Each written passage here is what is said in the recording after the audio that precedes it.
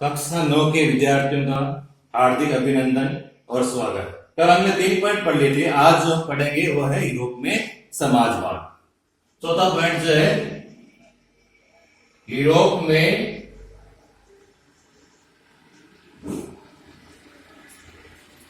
समाजवाद।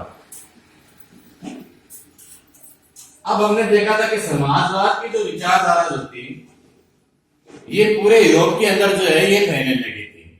और ये जो समाजवादी जो लोग जो थे ये निजी संपत्ति के विरोधी थे। निजी संपत्ति के ये लोग जो थे विरोधी थे।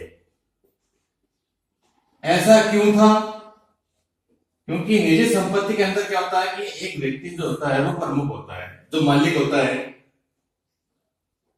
और जितना भी लाभ जो होता है उस लाभ का पूरा लगभग भाग जो है, लाभ का जो लगभग भाग जो है ये किसको मिलता है? इस एक व्यक्ति को मिल जाता है या उस कंपनी को मिल जाता है। लेकिन उस उत्पादन को बढ़ाने वाले जो लोग जो है, जो सैकड़ों की संख्या में या हजारों की संख्या में जो है, जो मजदूर जो है, उनको ये लाभ नहीं मिल पाता है। और इसलिए जो है ये समाजवादी जो लोग जो थे ये निजी संपत्ति के विरोधी थे कि इस प्रकार से नहीं होना चाहिए कि मेहनत तो जो मजदूर करता है और लाभ सारा जो है ये कौन ले जाता है? ये मालिक जो है उनको मिल जाता है। तो इस प्रकार की विचारधारा जो थी यूरोप के अंदर फैलने लगी थी। धीरे धीरे यूरोप के अंदर जो एक नई विचारधारा आने लगी थी इन समाजवादियों के द्वारा, वो थी कोऑपरेटिव की।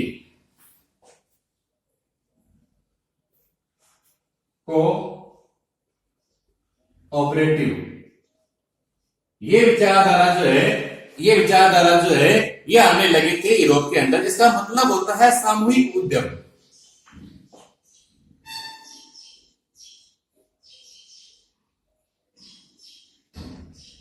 सामूहिक उद्यम इसका मतलब क्या होता है कि कुछ लोग मिलकर आपस में जो है कोई कार्य करेंगे और जो मुनाफा होगा उसका लाभ जो उस पूरे समूह को जो है वो मिलेगा। तो इस प्रकार की कोऑपरेटिव विचारधारा जो है ये जो है यूरोप के अंदर जो है ये फैलने लगी थी। अब इस प्रकार की विचारधारा और भी थी। जैसे एक विचारक जो थे उनका नाम है रॉबर्ट ओवेन। रॉबर्ट ओवेन इन्होंने जो है अमेरिका के अंदर जो है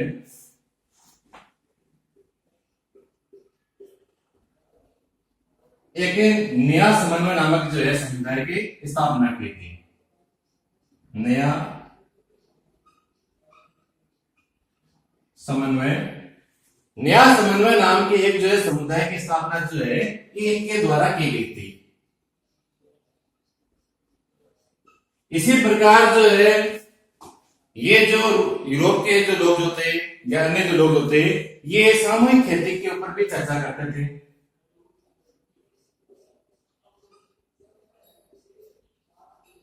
सामूहिक खेती का मतलब होता है कि सभी किसानों के जो खेत जो हैं उनकी जमीन को मिला लिया जाए और वहां एक बड़े क्षेत्र के अंदर जो है एक बड़ा उत्पादन किया जाए, और जब जो उस खेत के अंदर जितना भी उत्पादन होता है उसका लाभ जो है प्रत्येक के अंदर जो बांट दिया जाए। इस प्रकार से जो है अधिक से अधिक लोगों को जो है फायदा हो सकता है। ऐसी विचारधारा भी इस जो समाजवादी विचारधारा के जो लोग होते हैं ये रखने लगे थे। एक विचारक और होते हैं जिनका नाम है लुई ब्लांक। लुई ब्लांक ये जो लुई ब्लांक जो है ये जो है पूंजीवादी उद्यम के स्थान पर जो है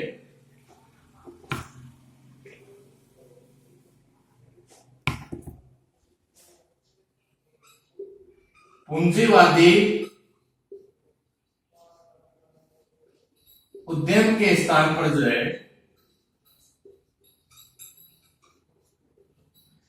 सामूहिक उद्यम को अधिक महत्व देते हैं।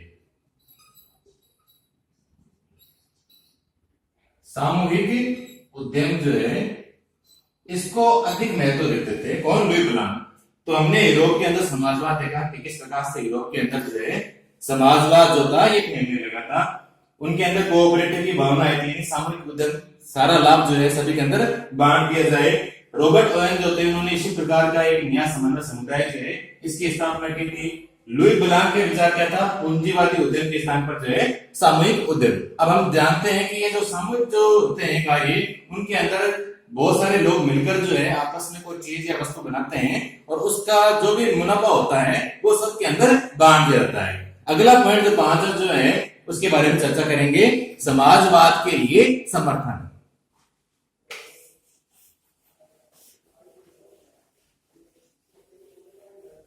अगला पॉइंट है 5वां,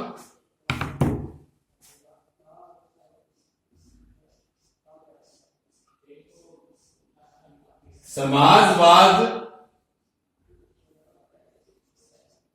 के लिए समर्थन।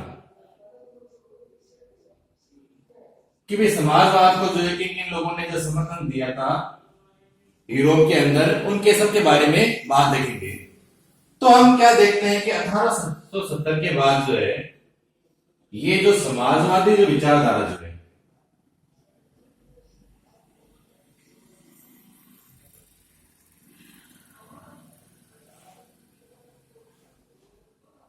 ये जो विचारधारा जो थी ये फैलने लगी थी, बहुत अधिक मात्रा में जो है फैलने लगी थी। अब हम देखते हैं कि इंग्लैंड और जर्मनी के जो मजदूर जो थे वो भी अपनी स्थिति को सुधारना चाहते थे। इंग्लैंड और जर्मनी, इनके जो मजदूर जो थे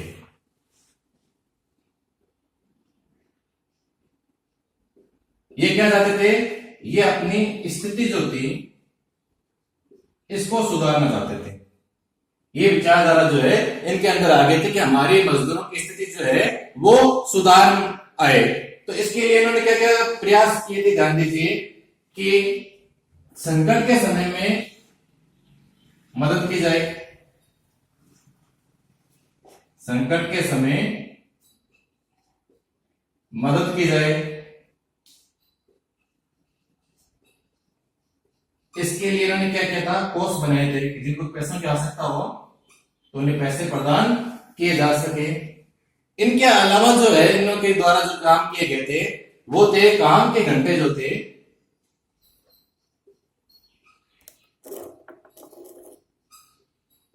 इनको कम कर दिया गया था।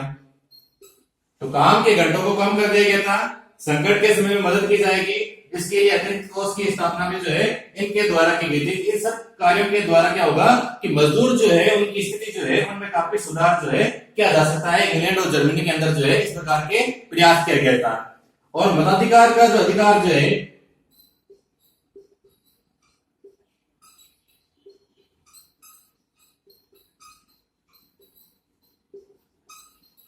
इसका भी इन्होंने जो है समर्थन किया था। तो ये सारे कार्य जो है समाजवादियों के द्वारा किए गए थे 1870 के बाद में जो है इंग्लैंड और जर्मनी के अंदर।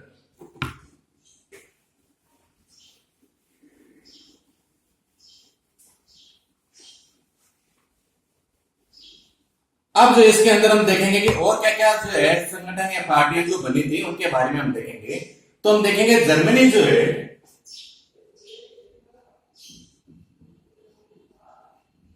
वहां पर जो है सोशल डेमोक्रेटिक पार्टी बनी थी। ये भी जो है समाजवाद के समर्थन के लिए थी। इसी प्रकार 1905 के अंदर जो है ब्रिटेन के अंदर जो है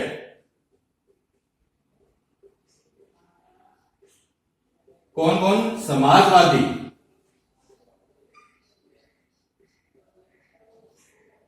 और जो ट्रेड यूनियन वाले जो थे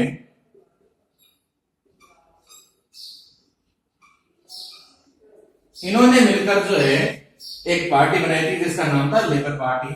ये भी मजदूरों से संबंधित थी। तो लेबर पार्टी की जो है स्थापना जो है इनके द्वारा जो है की गई थी। आगे हम देखेंगे इसके अंदर जो और क्या कहां पर जो है क्या कार्य किए गए थे। तो फ्रांस जो है वहां पर जो है सोशलिस्ट पार्टी बनाई गई थी।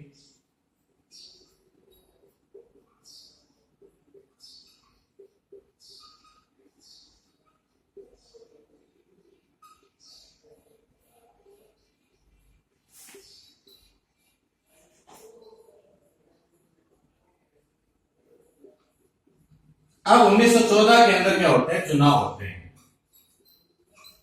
लेकिन इन चुनावों के अंदर जो है समाजवादी जो होते हैं इनकी हार होती है।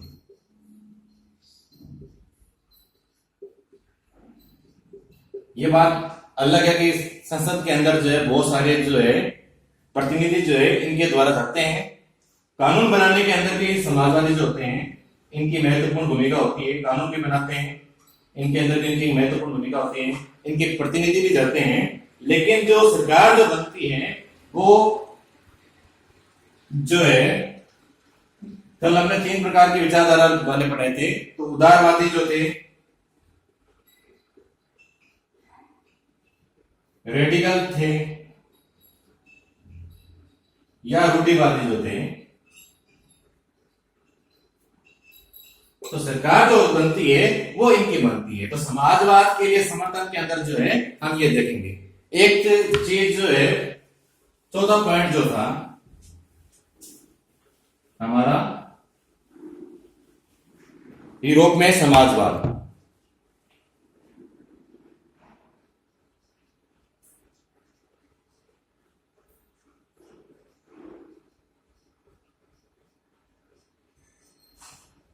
इसमें एक चीज छूट गई थी हमारे कि कार्ल मार्क्स का क्या विचार था।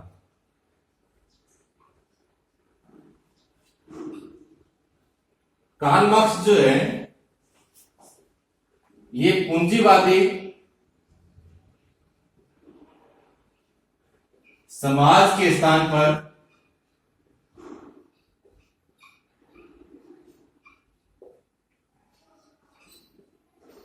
साम्यवादी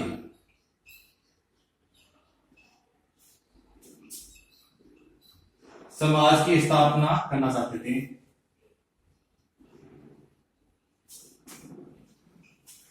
ऐसा क्यों? क्योंकि पूंजीवादी जो समाजवाद होता है उसमें व्यक्ति विशेष जो होता है वही सारे अधिकारों का प्रयोग करता है और सारी संपत्ति उसी के पास होती है, मजदूरों को लाभ नहीं मिलता है। इसलिए उन्होंने मजदूरों से आह्वान किया था कि मजदूर लोग मिलकर जो है एक ऐसा समाज बनाए जिनके द्वारा लाभ जो है उसके अंदर उनकी हिस्सेदारी बनी रहे। और उनका मानना यह भी था कि अगर पूंजीवादी और साम्यवादी संघर्ष होगा तो आखिर में जीत जो होगी वो साम्यवादी समाज की होगी। तो कार्ल मार्क्स के विचार जो है ये हमारे यूरोप में समाजवाद जो हमारा चौथा पॉइंट जो था उसके अंदर हमें ध्यान रखना है।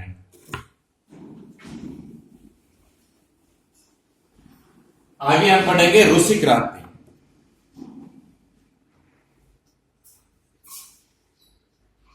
रूसी क्रांति 1917 के अंदर हुई थी। और इसके अंदर जो है क्या होता है, जो रूस जो है उसके ऊपर जो है समाजवादियों का कब्जा हो जाता है, शासक को हटा दिया जाता है और रूस पर जो है समाजवादी जो है उनका जो है कब्जा हो जाता है। रूस पर अधिकार जो है समाजवादी को हो जाता है। ये घटना कब होती है? 1917 के अंदर जो है ये घटना होती है। तो फरवरी 1917 के अंदर जो है राजशाही पतन, फरवरी 1917 के अंदर जो है राजशाही पतन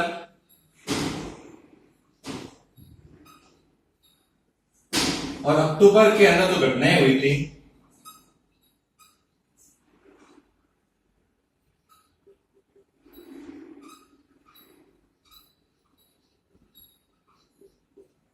फरवरी 1917 में राजशाही पतन, अक्टूबर के अंदर जो भी घटनाएं हुई थी इनको इस सम्मिलित रूप में हम क्या कहते हैं? अक्टूबर क्रांति कहते हैं।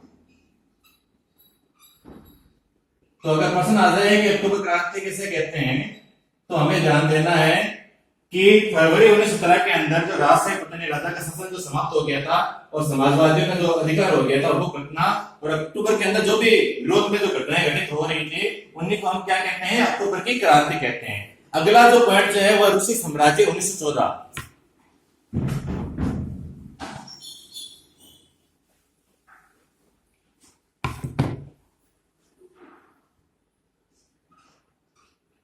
रूसी साम्राज्य 1914। अब सबसे पहले ध्यान देंगे 1914 का जो समय जो था, इस समय यहाँ के शासक कौन थे, तो जार निकोलस द्वितीय जो थे वो इस समय यहाँ के शासक थे। जार महाराजा को कहते हैं, यानी शासक को कहते हैं जार निकोलस। अब आप सेकंड लगा दीजिए या द्वितीय लिख दीजिए, कुछ भी लिख सकते हैं, यहां मैं सेकंड लिख रहा हूं ऐसे। तो जार निकोलस द्वितीय जो थे ये 1914 के अंदर जो है रूस के अंदर जो है साम्राज्य जो था वहां के राजा जो थे। अब ये उस समय का जो रूस जो था उसके अंदर कौन कौन से क्षेत्र आते थे, तो ध्यान दीजिए लातविया,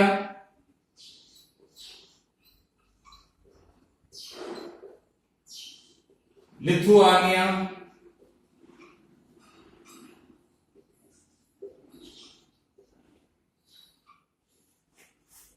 यूक्रेन, बेलारूस,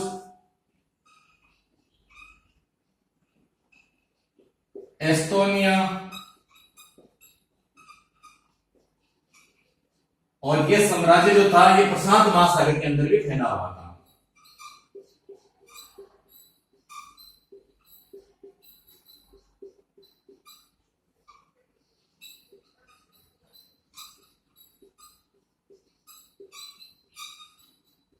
ध्यान दीजिए Latvia, Lithuania, Ukraine, Belarus, Estonia और प्रशांत महासागर के अंदर का जो भाग जो था वहां पे ये साम्राज्य जो था ये फैला हुआ था। इसके अलावा मध्य एशिया जो है उसके साथ भी कई जो क्षेत्र जो थे वो भी इसके साथ जुड़े हुए थे। जैसे मध्य एशिया के साथ जो है, मध्य एशिया के साथ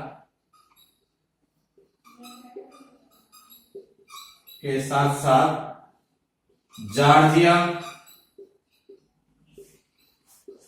Armenia,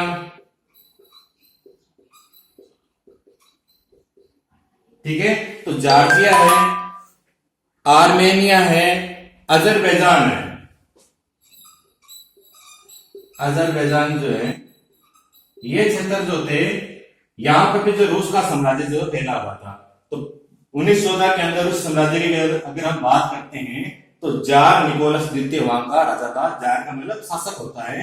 Latvia, Lithuania, Ukraine, Belarus, Estonia ये भाग और प्रशांत महासागर तक जो रूस जो है फैला हुआ था। मध्य एशिया को भी अगर जोड़ दिया जाए तो जॉर्जिया है, आर्मेनिया है, अजरबैजान जो है ये क्षेत्र जो है ये भी जो है इसके अंदर जो थे ये सम्मिलित थे। अब जो है यहाँ पर जो है बहुमत कौन से धर्म का अधिक मात्रा में था, तो हम देखते हैं कि रूस के अंदर जो है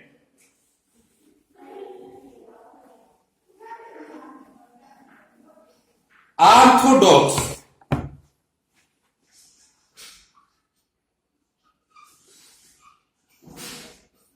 ऑर्थोडॉक्स क्रिश्चियनिटी,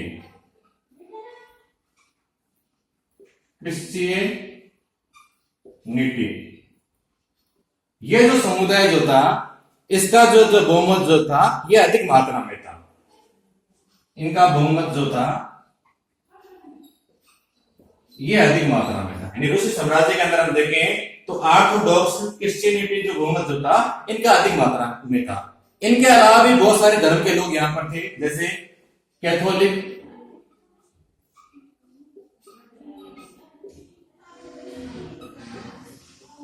प्रोटेस्टेंट, मुस्लिम और बौद्ध। इन धर्मों के लोग जो थे यह भी यहां पर जो है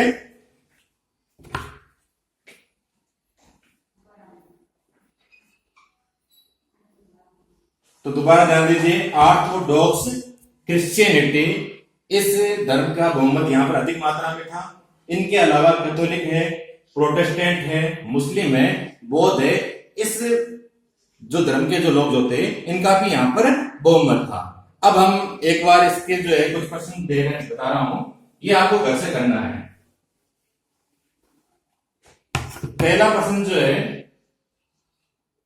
अक्टूबर क्रांति किसे कहते हैं? अक्टूबर क्रांति किसे कहते हैं? दूसरा ये कार्ल मार्क्स का विचार लिखिए।